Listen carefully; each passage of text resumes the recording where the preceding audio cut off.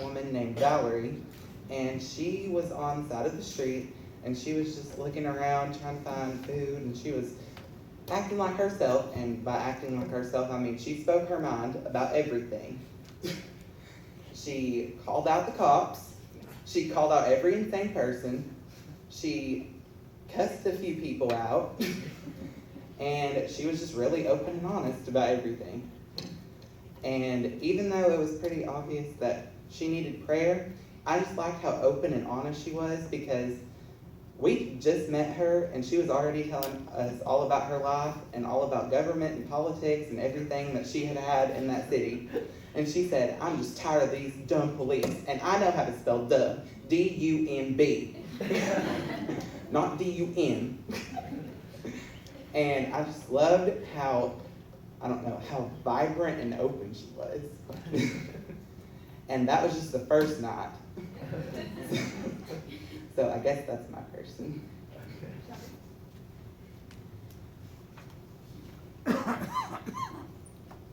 Okay, well, like whenever we went out on homeless ministry, I didn't feel like the desire to really do the homeless like everybody else did.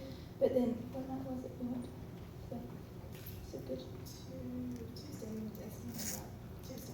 And then Tuesday we went to a soup kitchen called Espanola, and there was this man named Joe there, and he was telling us that he hadn't eaten in 3 days, and like it made me like want to like really feed people to make sure they weren't hungry.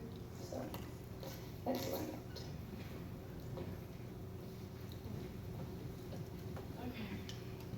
I have two people, and one was Valerie, and it was awesome because Kendra was with me by my side through both of these people. And the reason why Valerie names like stuck out to me was because, yeah, I've prayed over food and prayed silently, but she was the first person that I've ever led prayer to. That meant a lot to me. And the second person is Mike. And at first, me and Kendra were skeptical about it. It was like, I don't know if we want to really ask him. He looked mad and big and angry. But so I was like, you know what, let's just do it. So we were talking to him, and we was like, is there anything that you'd like us to pray about? And he was like, well, my grandmother has cancer. And he just started talking, and we started praying. And then it amazed me how positive he was, because most of these people don't even want to talk to you because they don't want to hear what you have to say. They don't want to hear a prayer because they've lost all hope in God. And then he would just tell us all these stories, and like he inspired me by his words, and I was just amazed by that. And those are my people.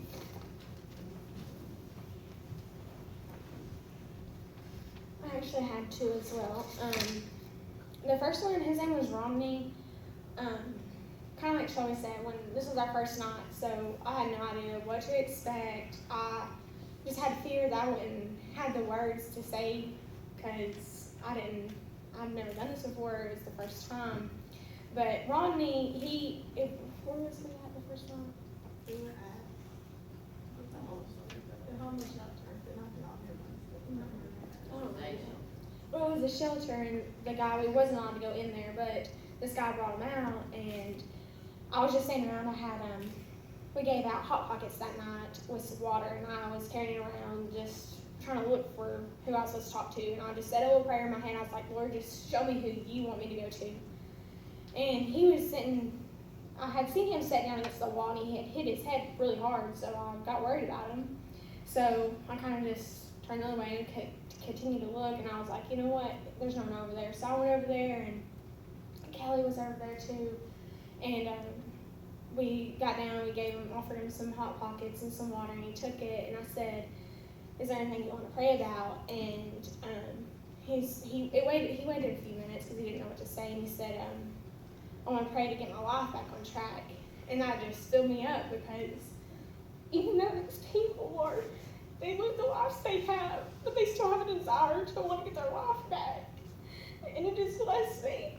And then there's this other girl named Phoebe that I met, and we asked her if she wanted to pray about anything, and she said, no, I just want to thank the Lord. And even though she was sleeping on the streets, she still wanted us to thank God for everything He'd done for her, even though she didn't have a roof over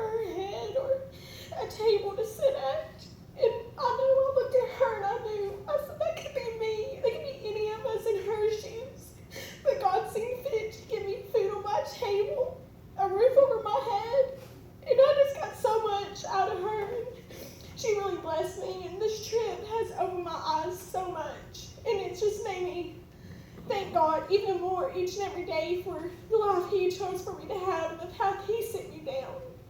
So, those people really blessed me.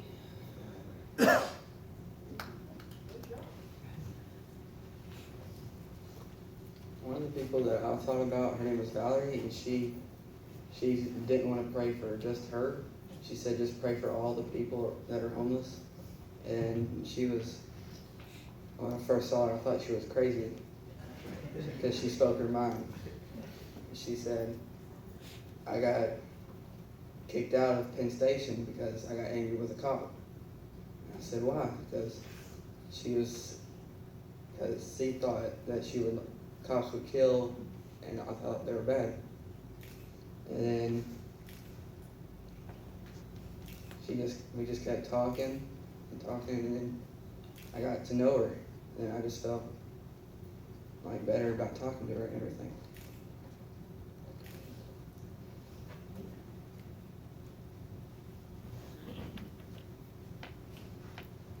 The one person I met, his name was Gene, and his wife and stepson were staying in the shelter, and they will get an apartment, or they'll get you a hotel, and then they'll get you go in, and they'll get an apartment.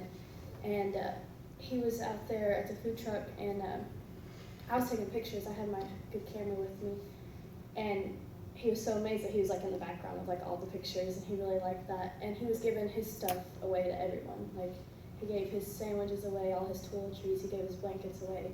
He's just giving it to everyone, and he just wanted me to meet his wife so bad because she was in there and they were waiting for them to come pick her up to go to the hotel. And she's like, I hope she comes out, I hope she comes out. And then she finally came out, and we got good pictures of her. And so I emailed them to him. He hasn't replied yet, but I hope he does sometime. But also, I just want to say that this trip has been really great because about a year ago, God had been calling me to do full-time ministry, mission work, and I was like, God, I'm not fit for that. Like, I'm shy. Like, I used to cry every time someone asked me to pray. I'd freak out.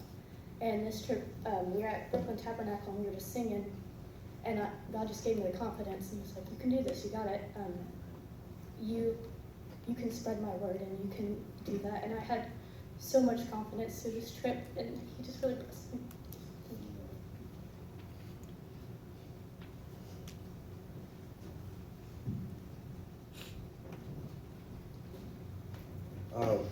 One of the people I want to talk about is Kylan. He was one of the people that worked at NISM, and he was really encouraging me because when we did homeless ministry, like, I was kind of not sure like how to start, like how to like talk to these people, and like just not like these people, but like just how to talk to them, and just how to just interact in general. And so like he just really encouraged me on how to do that. He went up and beyond, like helping our group out, like just taking us places, just being there, encouraging us, like praying with us, and just always being a helpful hand. And that's my verse.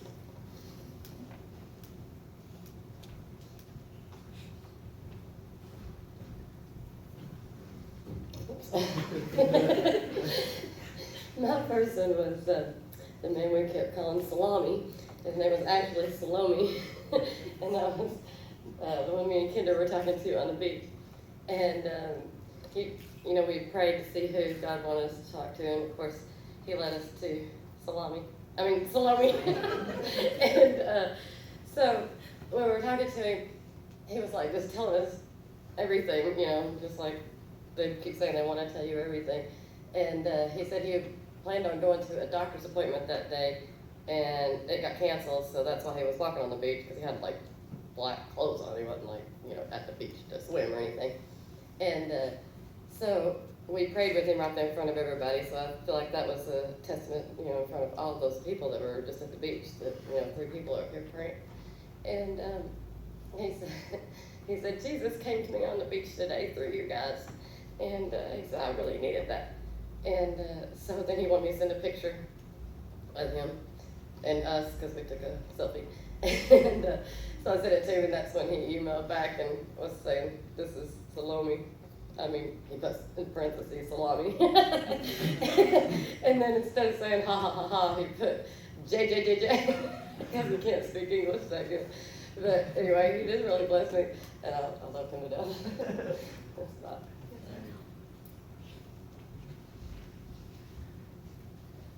Mine is actually at one of the ministries we did, Espanola, which was a soup kitchen. Just because we were told going in that they don't speak English, and not to expect too much communication. Our leader that day is not a native English speaker, but she could interpret. But we get there, and it's amazing how much you can communicate with people and experience love without having to speak the same language. They were calling all the boys Poppy, which is a term of endearment, and I was watching the lead lady who kind of ran everything, and she would go to the window. There's these 4 Hispanic grandmothers cooking meals for over 600 people, and so they're just sitting there, and she's sitting there encouraging the whole time, and calling them my loves in Spanish and encouraging them. And even when there was a problem with someone getting upset, her name began with an M too. Maria was our leader. Marlena, I think, was her name. There was 2 M's and it just threw me off. But she would go out and deal with these people who they were, the people who were really hungry, like Joe, wasn't it, the one that hadn't ate 3 days?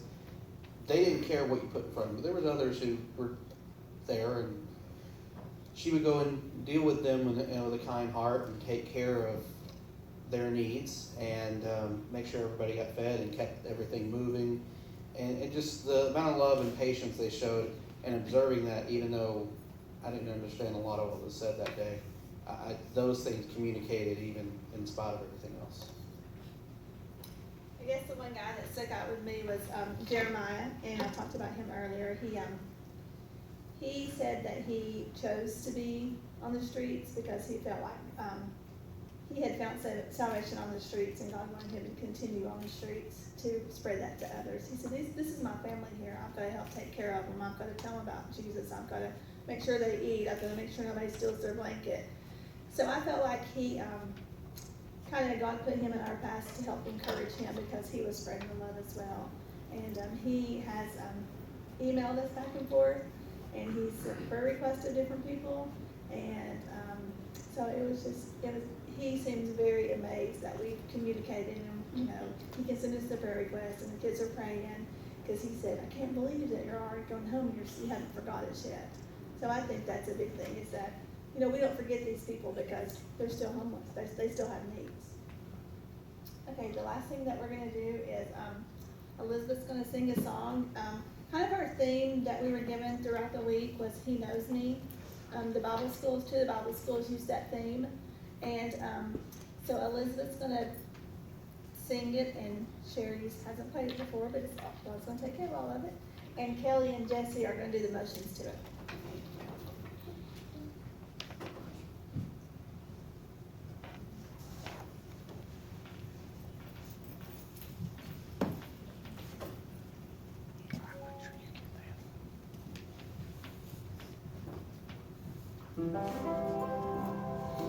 He counts the stars, one and all. He knows how much sand is on the shore. He sees every sparrow that falls. He made the mountains and the seas. He's in control of everything, of all creatures great and small. And He knows my name, every step that I take, every move that I make, every tear that I cry. And He knows my name when I'm overwhelmed by the pain, can't see the light of day. I know I'll be just fine, 'cause He knows my name.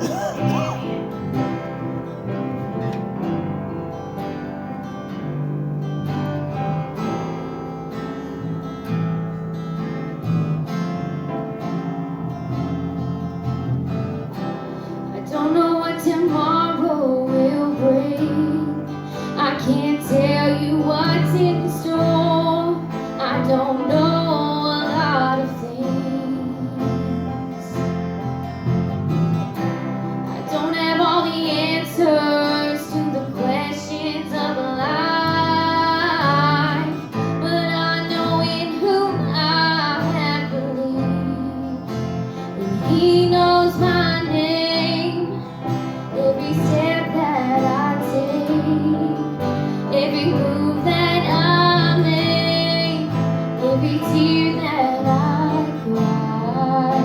And He knows my name when I'm overwhelmed by the pain. Can't see the light of day. I know I'll be just fine, 'cause He knows my name. Every step that I take, every move that I make, every tear that I cry, and He knows my name when I'm overwhelmed by the pain. Can't see the light of day. I know I'll be just fine, 'cause He knows my name.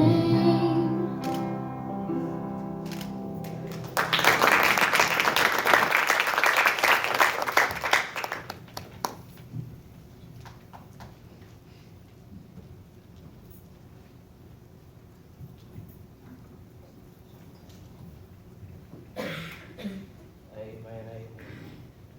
You know, all of you that are up here, you've done something that will probably change your lives over the last week. Seen things that you never knew existed. Seen things you weren't expecting and didn't see as much as you thought you would see in other situations. Thinking that the whole world is full of hurt, wanting to hurt you and wanting to destroy you, but yet somebody just, the main thing is they just need help. It's what they're hurting for. Is their anger inside.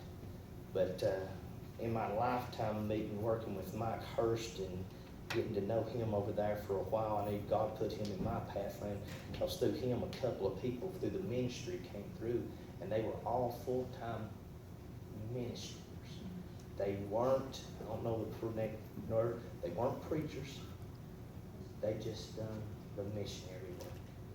They done what God had them to do. What you all did was, all those people that were already in place this past week, is you gave them a helping hand. God may be choosing some of you all to follow that exact same path.